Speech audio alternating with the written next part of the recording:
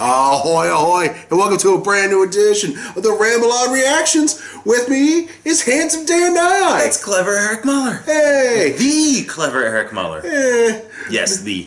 Now, Dan, you recently saw a movie that I have no intention on seeing right away. And what is that movie? Is it because it was directed by a certain somebody? You got it.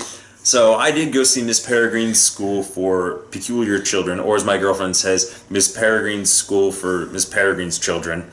And I didn't have a lot of expectations going into this film. This film is about a young boy. I think he's more or less an adult. They peg him at 17 or 18. It's Asia Butterfield, who they didn't really promote in the promotion of this movie. You see a whole bunch of like... Stay on target. Tell me about the movie. Okay.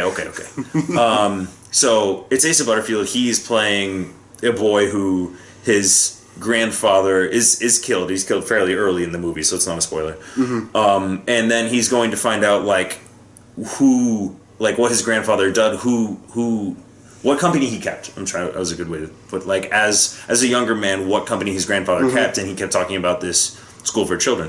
A lot of people compare this to Tim Burton's X-Men, and I actually disagreed the more I thought about it, because it has that similar tone where people mm-hmm. have interesting things about them, but you're getting... What I did enjoy about this movie is you're getting a new take on a Tim Burton film.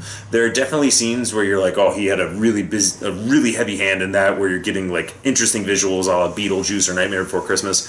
But it's not over the top. It's very subdued and it's very well done. You're getting a really cool little sci-fi element in this movie too. Asa Butterfield is okay. Mm-hmm. he didn't wow me in this. Having seen this, I'm like, oh man, I'm so happy he wasn't Spider-Man.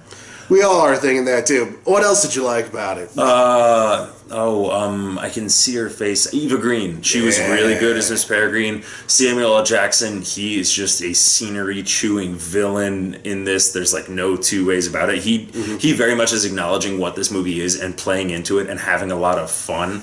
I really enjoyed the story. I enjoyed what they did with it. There was one point that really choked me up.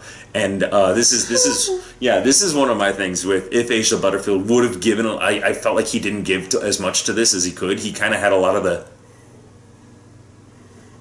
that face going on where he just looked very blank and he wasn't very expressive, and it kind of bothered me. And if he would have been a little more into one of these scenes, I might have been crying at this movie, because there's one point where it was just super over the top. I really enjoyed this film. This film surprised me in a awful lot of ways.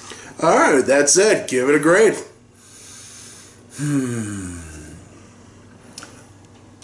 I think I'm going to give this... I think I'm going to go B+ as well. B+ another movie. This is something that would have been a more interesting thing to go see in the theaters. However, I saw it on a tail end of its theatrical run, so it should be on film at some point. Definitely, if it goes to Netflix at some point, it's worth a watch. I know you're not the biggest Burton fan. Was there ever a Tim Burton film you actually did really enjoy? Big Fish. You would like this movie. This movie is more similar to Big Fish than anything else he's ever done, because it's very much the hero's journey story. There's another thing. It's interesting because this is also a Tim Burton movie that you don't kind of like Big Fish, where it's set in the real world, and then there's this other fantastical world that not a lot of people know about, or it's told differently. So that's an element that Big Fish utilized well, that this movie very much uses to its advantage. So I would definitely say check it out if you get a chance. All right. So that was Dan's opinions on Mrs. Peregrine's School for Peculiar Children. Now, is this Tim Burton's X-Men, or is it Tim Burton's Harry Potter? Let us know. Is Dan right, or is Dan wrong? Please subscribe, and let us know what you think. We love talking to you. As always, with me is handsome Dan Nye. Clever Eric Muller. And as always, ramble on, and ahoy, ahoy. Anchors away.